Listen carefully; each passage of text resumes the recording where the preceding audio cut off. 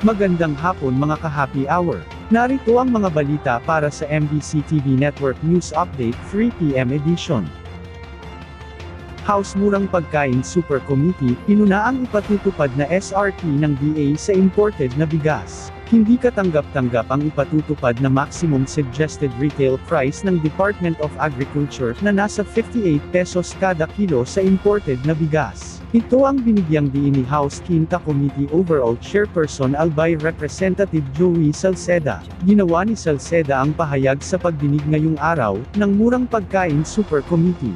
Sinabi ni Salceda na masyadong mahal ang 58 pesos per kilo na imported na bigas. Napuna kasi sa pagdinig ng Super Committee ang ipatutupad ng Department of Agriculture na Maximum Suggested Retail Price o SRP para sa imported na bigas. Ayon kay Representative Franz Castro, na hindi solusyon ang maximum SRP para mapababa ang presyo ng bigas. Aniya, ang kailangan ay emergency action upang matugunan ang mataas na halaga ng bigas sa bansa. Ayon naman kay DA Undersecretary Aces Perez, as of January 20, 2025 pa-epektibo ang naturang maximum SRP sa Metro Manila.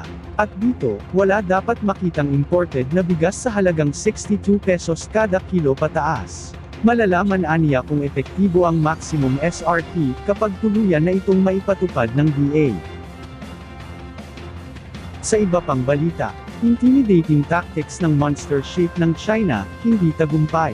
Hindi tagumpay ang intimidating tactics ng China Coast Guard 5901 o monster ship ng China, ayon sa National Security Council.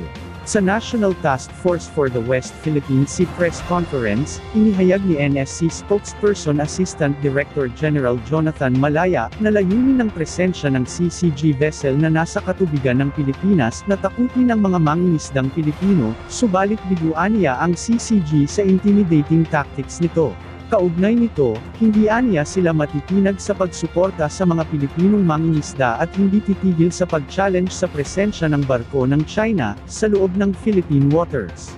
The objective of this presence, which is to intimidate our fishermen and intimidate us, we can clearly state that the intimidation tactics are not successful and that we remain resolved, to support our Filipino fishermen, and we will not stop challenging their presence within Philippine waters.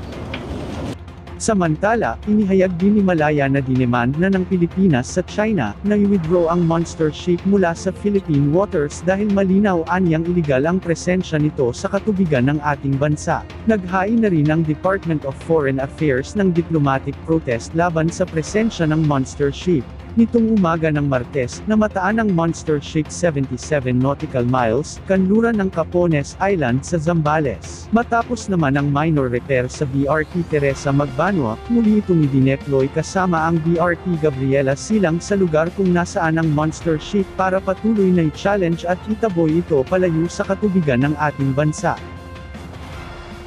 At yan ang mga balita para sa MBC TV Network News Update 3 PM edition. Abangan ang mga susunod na balitaan mamaya para sa 4 PM edition.